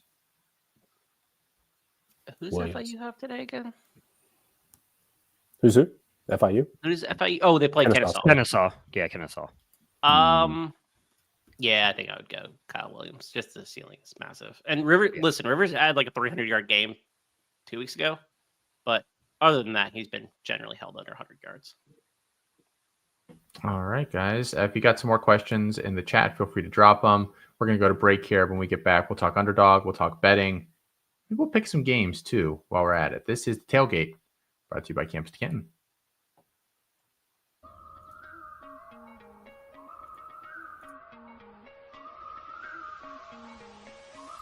I have been crazy, but that's just alright. Alright. I have been lonely, but that's just alright. Alright. My feelings, I don't hide 'em, hide 'em, hide 'em. Inside they keep on burning, burning, burning. Your feelings, you shouldn't hide 'em, hide 'em, hide 'em from me. Not, alright. Come and get it if you really want it. Come and get it if you really need it. Come and get it if you really want it. Come and get it if you really need it. Come and get it if you really want it. Come and get it if you really need it. Come and get it if you really want it. Come and get it if you really need it. I feel so unfortunate. Who let the dogs out? Who let the dogs out? Who let the dogs out? Who let the dogs out? But the party was nice, the party was pumping. Hey, yeah, And everybody having a ball. Until the fellas started name calling. And the girls respond to the call. I have a poor one shout out. Who let the dogs out? Who let the dogs out? Who let the dogs out? Who let the dogs out? I see the dance people had a ball push. Billy Fountains get out. Get back, Gruffy. Bash Gruffy. Get back, you flea infested mongrel. Gonna tell myself I'm man, no get angry. Two Eddie cars calling them K9.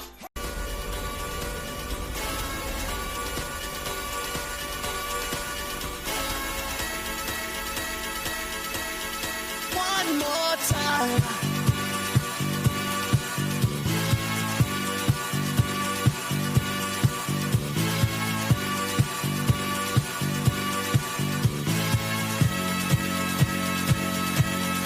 One more time.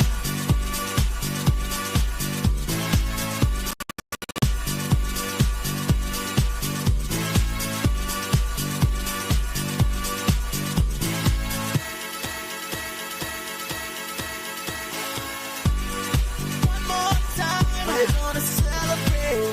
Oh yeah, alright. Don't stop the dancing. One more time. We're gonna celebrate. Oh yeah, alright. Don't stop the dancing.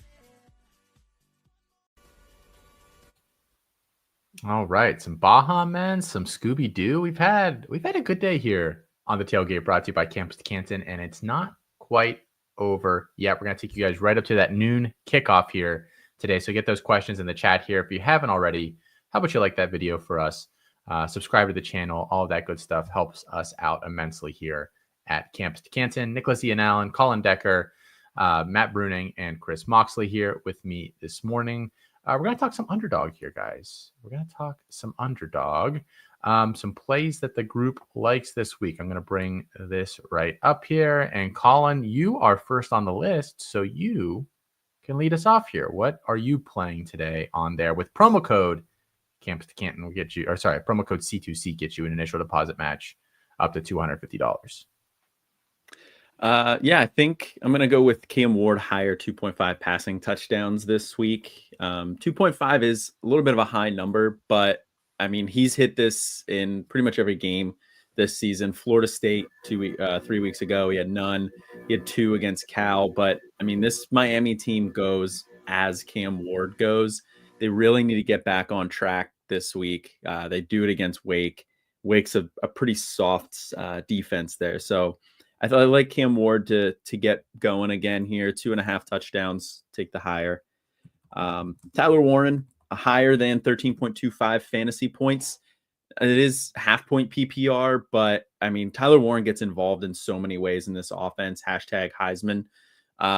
So, you know, he runs the ball in. There's a chance that he's going to get a rushing touchdown here. He's had 3 rushing touchdowns over the last 2 weeks. They use him in the red zone as well. He's got, several receiving touchdowns this year, 5. He's just involved in every asset of the game. So I feel pretty good going over 13.25 fantasy points for Warren. And then the last one here is Garrett Green higher than 61.5 rushing yards here. And Garrett Green was a little bit banged up earlier in the year, but I mean, he came back last week and it was just welcome back for him. Last week he had over 100 yards rushing, and he's had over this 61.5 rushing yards in every single game this year that he has played and been healthy, except for the first week against Penn State.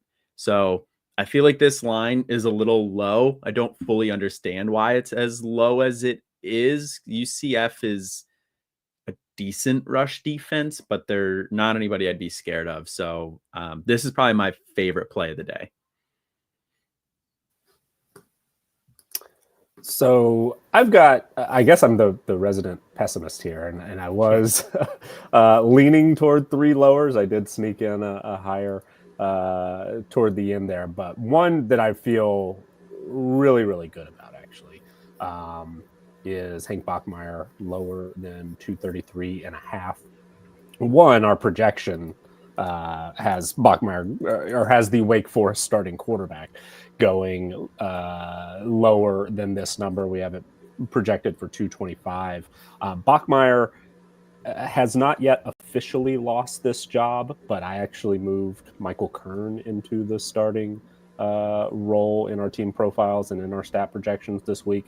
Kern had an opportunity last week. Bachmeier got benched, came in, played much, much better than Bachmeier. So even though Bachmeier might get that first snap, I'm expecting Kern to get some action, and I feel like might eventually just sort of take over this role maybe as soon as the first quarter today. So I think that Bachmeier going lower than this number is maybe the best I felt about any of these this year. One that I'm a little less confident in is DJ Lagway lower than 221.5. This is less about Lagway and more about Ole Miss. This Ole Miss defense is in the conversation as maybe the best in the country. They're number 2 in overall team performance. They are only 13th against the pass in our team performance numbers, but Lagway is, obviously back in the lineup, has sky high potential. But I would say pretty clear he's not fully 100%. So mixing that with, some of his top weapons have been out, continue to be out.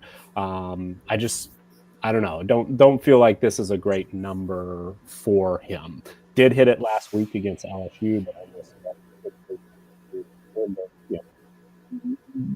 past the 6 or 7 games, the number of in the ballpark. That coupled with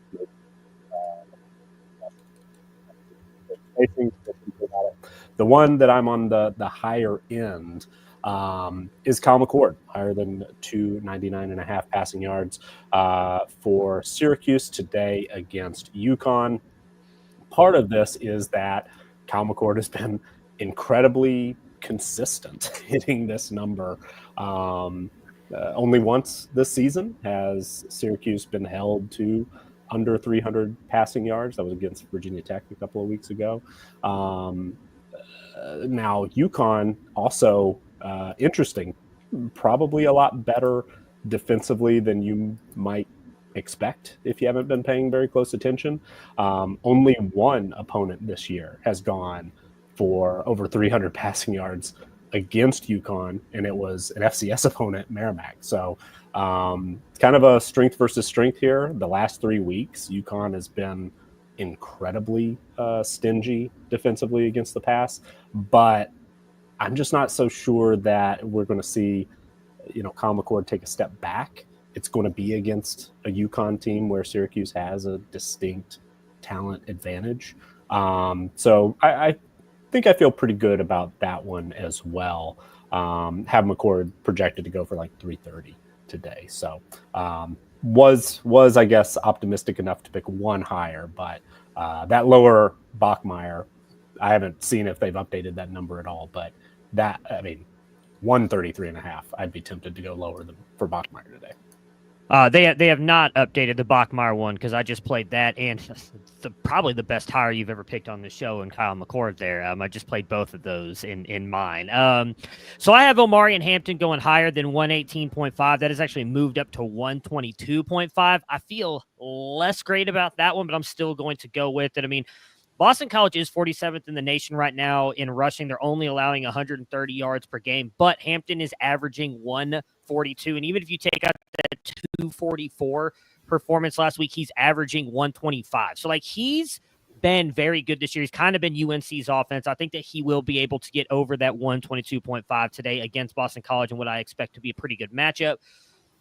I've also got Cam Scadaboo going over 0.5 rush or receiving touchdown. He still didn't look fully healthy last week, but this is a massive game for Arizona State. We have seen that Sam Levitt is not afraid to check the ball down to him. He has scored. BYU is giving up 139 yards per game and 13 rushing touchdowns in the red zone. He has scored in all but 2 games, and one of those games was the game that he got injured in. So, in my opinion, he scored in all but one game.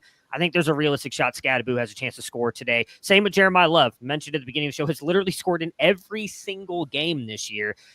He's just been a massive part of that offense, right, with Riley Leonard. So I think there's almost, I shouldn't say 0% chance, but I think there's a really good shot that Jeremiah Love scores. And then last but not least, my guy, Sam Levitt. So BYU is good against the pass. They're 15th in the country, only allowing 176 yards per game. But Sam Levitt has gone over that 204 mark in 5 of the 9 games they've played, and the one that he didn't go under, he missed by 50 yards, was also the game he got injured in the first half.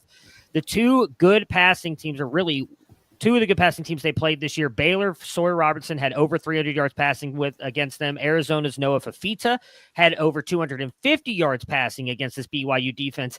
And surprisingly, UCF's Dylan Rizek and Ja'Curry Brown also went over that 204 mark against that BYU defense. I think that defense is a little bit overrated due to the teams that they have played. I think Sam Levitt, again, in a massive game for Arizona State, goes over that 204 pretty easily.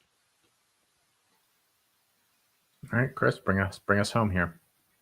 This is a good day for Matt. We got Kyle McCord overs and we got Arizona State overs. I am trying to thread the needle here with DJ Lagway and his wide receiver 1, Elijah Badger.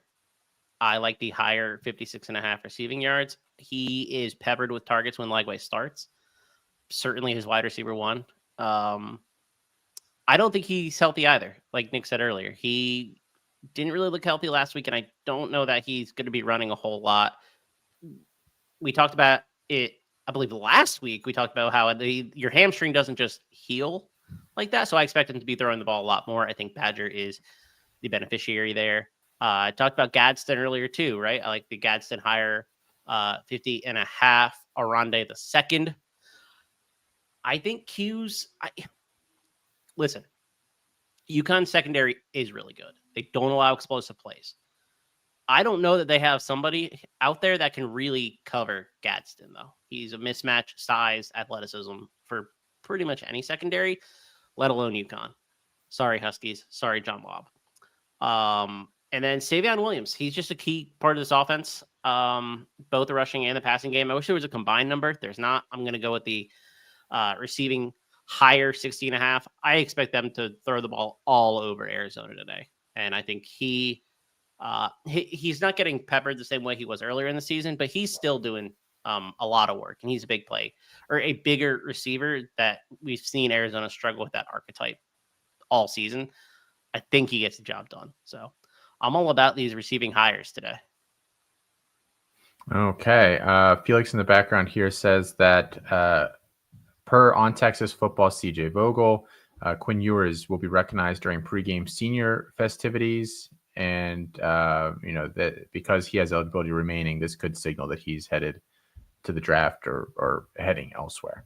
So just something to note there. I think we all thought that was maybe more likely than not with Arch Manning behind them, but that could be some Michigan starting quarterback 2025, Quinn Ewers. There we go.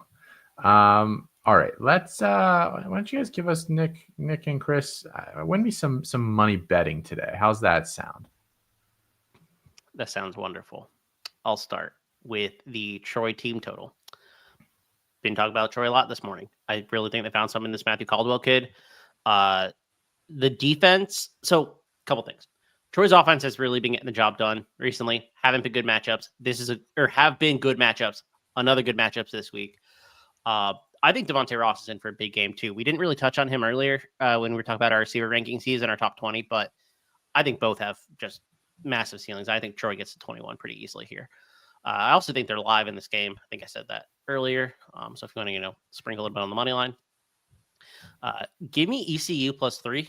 I think this hasn't moved, and if it has, just, take the money line. I like the dogs here. Who let the dogs out? We had Baja Men at break. We also like the Pirates today.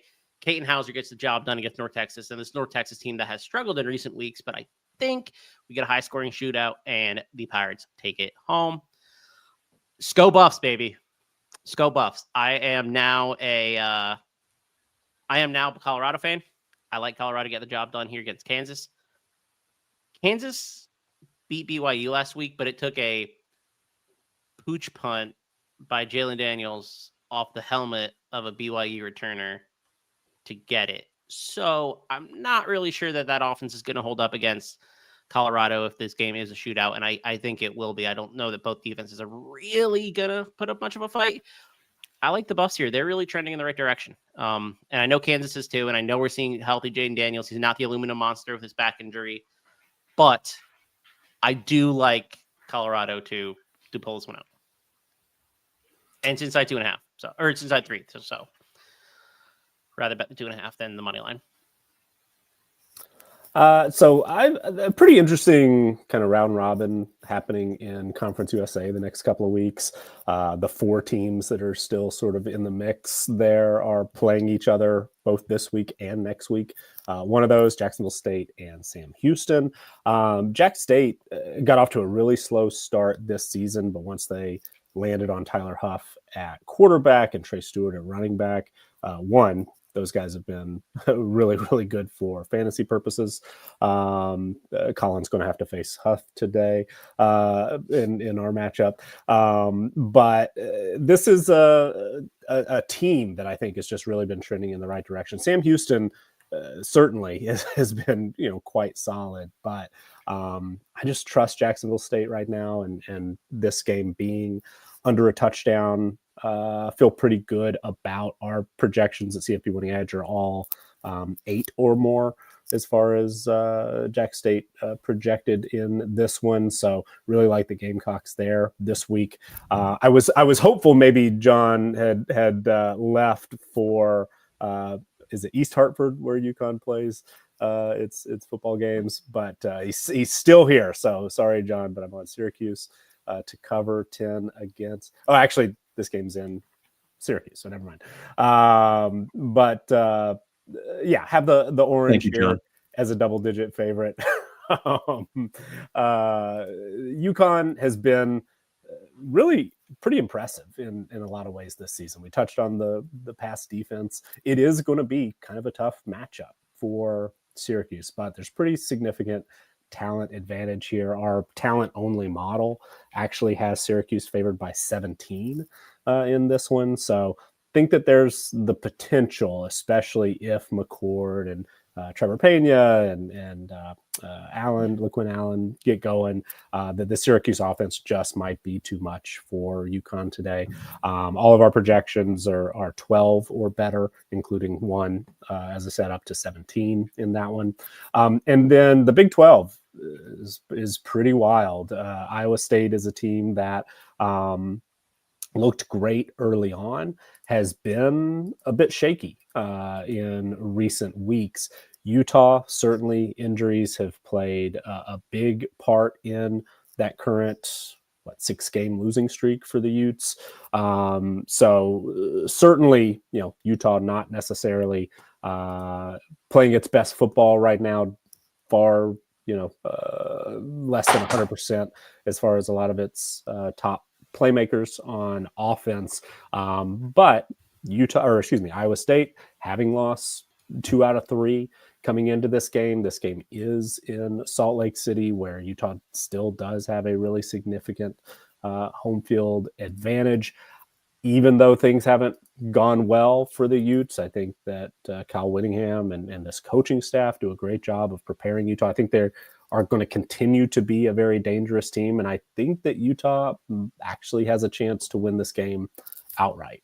Our projections aren't quite there across the board, but 2 of our 3 models actually do pick Utah to win this game, actually have the Utes favored, including the talent model and including our primary team strength model gives Utah or has Utah favored by about 0.5 point. So could be tempted certainly to look at the money line here.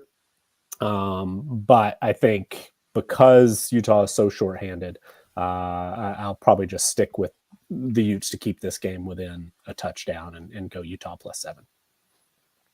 All right. Just put my daughter's college fund on that.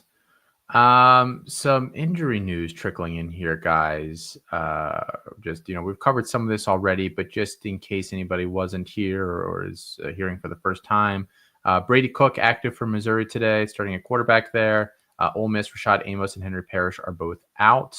At running back, Maryland quarterback Billy Edwards is warming up, splitting reps right now, and I actually think this is a good time. Michael Henry had asked, is Ty Felton a good start this week? And I think that could depend a little bit just based on if Edwards is healthy and out there or not. What do you guys think on Felton? How many white corners does Iowa have this year? 10. I don't know. Okay. Iowa is going to be without one of its top corners. That is worth noting. I don't know that I could play him though, to be honest. Jamari Harris going to be out today. Going to be out for the rest of the season. I think Felton. I think you go with Felton, probably. Okay. Other news here: Trey Harris going to be limited today. Might not want to roll him out there. Bashal Tootin questionable. Eli Holstein sounds like he is going to play for Pitt. So maybe helps that Desmond Reed question out a little bit earlier there. We were talking about that. And then Jackson Dart will play, but he has a heavily taped ankle per 24/7's fan site there inside the Rebels. So he played with it through an ankle injury in the Georgia game too. So let's see here. Just some other quick news. Luke in the chat says, I expect not to see Chase Sal today. So Colin, I don't know what you got on the bench there, but pivot away there. Probably good. Anthony Calandria is starting today for Virginia at quarterback. Nick and Chris, do you guys have any other injury news here for us before we'll do our final break, and we'll come back and we'll re-hit the rankings real quick, and we'll cover pick some games as well. You hit most of everything. There was just something that came through. Montrell Johnson announces a starter for Florida today against Ole Miss. We haven't seen him in a little while. Not sure if that's a senior day thing or something, but I I don't know, maybe something worth noting there, but still trying to find something on Joey Hobart. Haven't seen anything just yet. Yeah, I think you hit most of it. We do have. It sounds like from reports, Ben Arbuckle's getting hired at Oklahoma. John Nate Mateer, Marquise is very Sooners happy. quarterback. Interesting. There also seems to be a little bit of pushback on that. Might be a little early, but sometimes those whispers do end up. We'll see. That would be interesting, though. It would be interesting. Okay. And then one other question here. Corey, Josh Hoover over Jackson Dart. What do we think? I would, yes. I think I would too. Yeah. I mean, a lot of what we like about Dart's the rush upside at some point, right? Heavily taped ankle. Not sure how good we feel about that. Yeah. We've been talking about the matchup between Nick and I all day. I have to roll Dart out there. Don't have a better option. So. Every single piece of news just makes Colin's team like projection 5 points worse as we're going through the morning. Sorry, Colin. Sorry. There we go. We're gonna be talking this week about how Colin went for 325, and Colin's like, do I start Treyon Webb or Sheldon Sheldon Sampson today in my flex? I can't. It's all I've got left on the bench there. I think I'm gonna roll Kentrell Bullock instead of Chase Soul. I think that's where I'm at. So this team made the playoffs. Right. That's a fair point. Actually, it was the 2 seed, which was a little bit of a shock. But, this is a revenge spot for me, actually. Colin did beat me this year. So yeah. Oh, wow. Revenge game narrative here. We gotta get some live updates from this matchup. Campus to Canton's main Twitter account. We'll tweet out some updates on Colin versus Nick today for everybody. So Harold Fannin gonna need to go him for 60 here or something. Oh, you were saying Heisman Warren. That's on you, brother. Chris, we actually play in the old Debbie Debate Listener League today too. Playoff semifinal. Shoot, I forgot to set my lineups. Yes, you did. You're welcome. All right, we are going to go do our final break. Going to be a short one. When we come back, we'll just real quick run through what our top 30 at each position look like for the day, and then we'll pick some of the bigger games here on the slate. Make sure you're hanging around. This is the Tailgate, brought to you by Campus to Canton.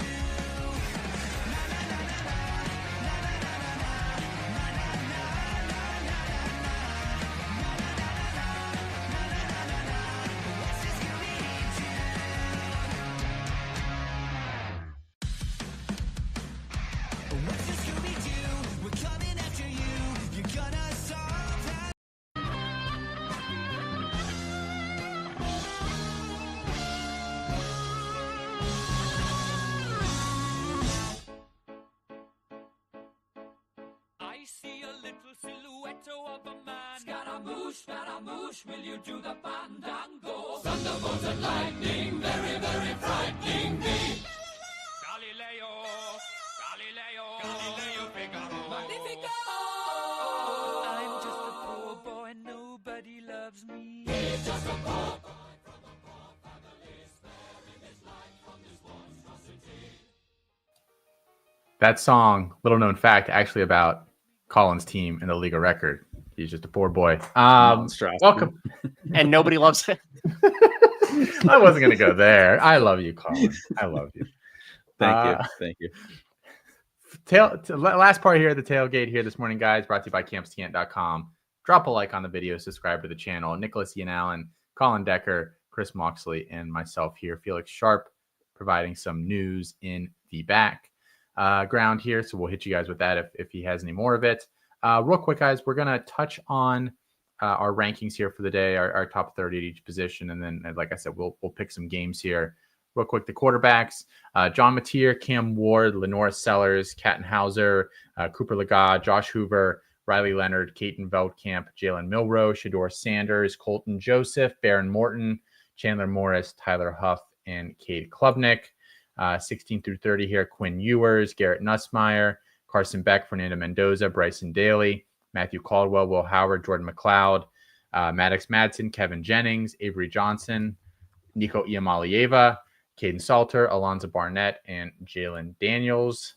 Top 30 running backs today, Amarian Hampton, Trey Stewart, Ashton Genty, Raheem Sanders, Dylan Sampson, RJ Harvey, LaQuint Allen, Brashard Smith, Taj Brooks, Caleb Johnson, Dean Connors, Bryson Washington, Ismail Mahdi, Jaden Ott, Raji Harris, Cam Scadaboo, Woody Marks, Devin Neal, George Pettaway, Braden Bennett, Trey Wisner, Zach Wallace, Rachel Faison, Kelly Joyner, Jeremiah Love, Marquez Cooper, DJ Giddens, Desmond Reed, Kyle Monungai, Terrian Stewart. At wide receiver, Xavier Restrepo, Savion Williams, Antonio Williams, Josh Kelly, Kyle Williams, Ja'Cory Brooks, Joseph Williams, Jamal Pritchett, Winston Wright Jr., Andrew Armstrong, Ted McMillan, Jeremiah Smith, Latrell Caples, Kyron Lacey, Jordan Tyson, DT Sheffield, Matthew Golden, Easton Messer, Matt Sykes, Isaiah Horton, Cole Wilson, Camden Benjamin, Jaden Higgins, Devontae Ross, JJ Jones, Travis Hunter, Otto Tia, Joey Hobart, Damian Miller, and Luther Burden. And then last but certainly not least, definitely not least, we give tight ends all the love here at campscanton.com.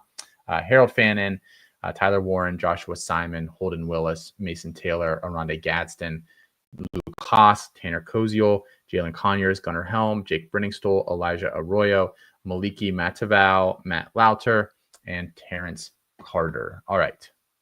Whew. It's always the toughest part of the show, reading all those names. All right, guys, let's pick some games here. Before we do that, real quick, guys, we're actually going to go live here on the Campus to Canton YouTube channel after this show is over with the one and only Felix Sharp. He's going to watch the games live. So if you want to do a little bit of a watch party with him, I'm not sure exactly which games he's going to be watching, if he's going to be doing a quad box or what he's doing. Felix, let us know, and I can update everybody with that. But you can sit there and rage through your semifinal matchups with Felix. And the reason Felix is hosting is because he's not in any semifinal matchups. So it's perfect for him to do that. I should hop on. Sorry, Colin. All right. Let's pick some games. It's too easy. It is. Low-hanging fruit. It's okay. The big game of the day, we'll pick that one here first, guys. Indiana, Ohio State, 5-2. And you know what? It could be an elimination game for Indiana, God forbid, but it sounds like that could be a possibility. Ohio State, at least when we pulled these numbers, I believe late last night, was 10.5-point favorite. Nick, we'll just lead with you. We'll go right around the circle here. Who do you like here today in this one? So it is worth noting that Ohio State is now without basically 2.5 starters on the offensive line. So that might be a little bit of an issue. Nevertheless, Ohio State, the way my numbers work, most talented team in the country, top ranked team in the country in our power rankings. All of our 3 projection models have the Buckeyes as closer to 2 touchdown favorites than 10.5-point favorites. So I think this is one where Ohio State has the potential to pull away. I really hope, regardless of what happens, Indiana is still in the playoff mix, because the job that Kirk Cinetti has done has been remarkable. And this team, I think, is still dangerous. It would not shock me if this is close in the fourth quarter, but I think Ohio State just might be too good, and probably is going to win this game by 2 touchdowns or more. Yeah, I have all respect to Indiana and everything that they've been able to do this year, but a lot has been made this week kind of the schedule that they've had to play leading up to this game. And I just think Ohio State's a better team overall. And I think they're going to cover this 10.5 line. So Ohio State, give me in my heart. Unfortunately, I'm rooting for them too here, but also my head picks Ohio State. Yeah, Buckeyes. I think it could be a beatdown. They just don't have the same level of athletes or players. I mean, good for Signetti, but their best players are undersized linebackers and undersized D linemen. Like Ohio State's going to eat them up, even missing their starters on the O-line. Although I will say they pushed Donovan Jackson out to tackle, and that's really stabilized it a little bit more, in my opinion. But Seth McLaughlin, yeah, the center's out, which could be big.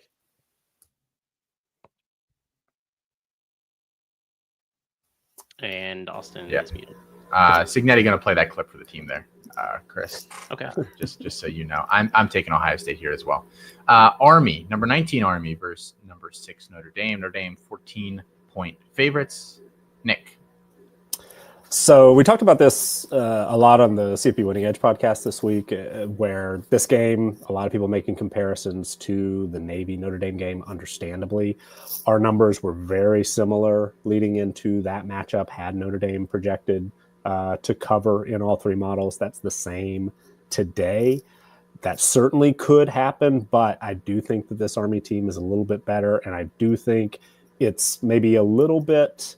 I don't know that it's necessarily the smartest thing to do to just think that we're going to see a replay of that Navy matchup. Army can be really, really just excellent as far as preparing a specific game plan. I think this one could be close, but the numbers say Notre Dame by, 2-3 touchdowns. Yeah, I'm going to take Notre Dame here as well in this one to cover, but I think Nick brings up a good point. You can't really assume this is going to be a repeat of the Navy game. I think it's also not going to be necessarily a repeat of the NIU game. It's probably going to fall somewhere in between. So that 14 line feels pretty good, but I'll take Notre Dame. Yeah, I think the Irish get the job done. Don't know how healthy Bryson Daly is, and just two different levels of athletes again. I'm going to do what Nick just said not to do, and I am going to assume this game unfolds very similarly to that Navy game, unfortunately. But would be pleasantly surprised if Army can keep it closer or pull it out. Ole Miss versus Florida, up a Florida team that has looked much better over the past few weeks. Ole Miss is a 12-point favorite. Feels like a lot to me, Nick. My numbers love Ole Miss, have all season. They're still number 2 in our power rankings overall. So we're on the Rebels to win and cover. But yeah, tough place to play. But Ole Miss getting healthy, playing really well. I mean, Dart, I guess we'll see. But like the Rebels today. Yeah, I think you bring up a good point, Austin. Florida has been playing better, but I think Ole Miss is just a better team overall. The Dart injury makes this line at 12 feel pretty close, but I think Ole Miss is gonna win by 2 scores. So give me Ole Miss. This number is now 13.5. It is steaming towards Ole Miss. Wow. Ticket at 10. My bad. Sorry. I think Florida might keep it inside 13.5 though. So give me the Gators at that number. Does 13.5 change it for you guys? Just real quick. No. Okay. It does for me. I like Florida to cover here. And we might have to admit at some point, we might have to have a Billy and Napier discussion. I'm just saying. BYU, Arizona State, a de facto, I think, play-in game here potentially for this Big 12 championship. Nick. 2 of the 3 models like the Sun Devils to cover, but one likes BYU to win outright. I don't have a great read one way or the other, but this, despite what I said about Indiana and Ohio State at the beginning, it's probably the game I'm actually looking forward to the most. Really, really excited for this. Oh, so you lied, and we've not had to sit here in your live for the last 2 hours. I did. Just unconscionable. Colin. Yeah, I'm going to take Arizona State here as well. I think it'll be a really interesting game, but Arizona's the hotter team, so give me Arizona State. Yeah, give me Arizona State. I just don't think the Mormons can get it done.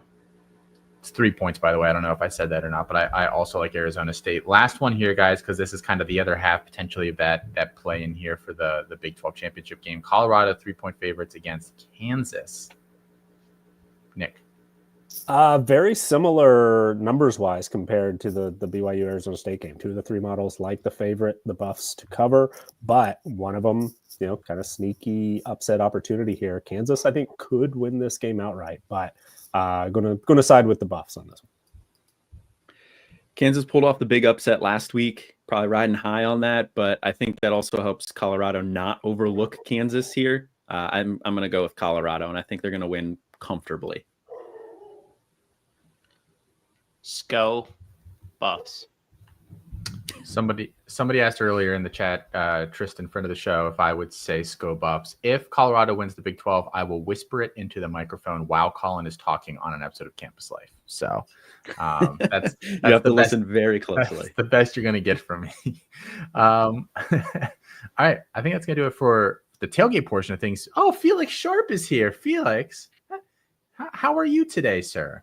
Gentlemen, good to see you. Colin, also good to see you. Listen, we're going to do a watch along here. Why not? Why not enjoy college football on this Saturday? I created another link. Let's go ahead and watch Miami, Indiana and Ohio State, Florida and Ole Miss. Stick around. So I created another stream here. You can go ahead at the Campus to Canton YouTube page. Click on that. We're going to go live here at 12. Why not watch it together? Why does the fun have to stop when Austin says it has to stop? Austin's always trying to limit the amount of fun anyone is having anywhere. That's his main goal in life. So let's keep it going. Let's try something new. Felix has me pegged. And with that, I am going to end the fun here on this one, guys. Thank you to everybody who tuned in this morning for the tailgate. Good luck in all of your playoff semifinal matchups today. Head on over, join Felix, watch some of these games from Nicholas Ian Allen, Colin Decker, Chris Moxley, and for a short period here, Felix Sharp. I'm Austin Nace. Enjoy the day, guys.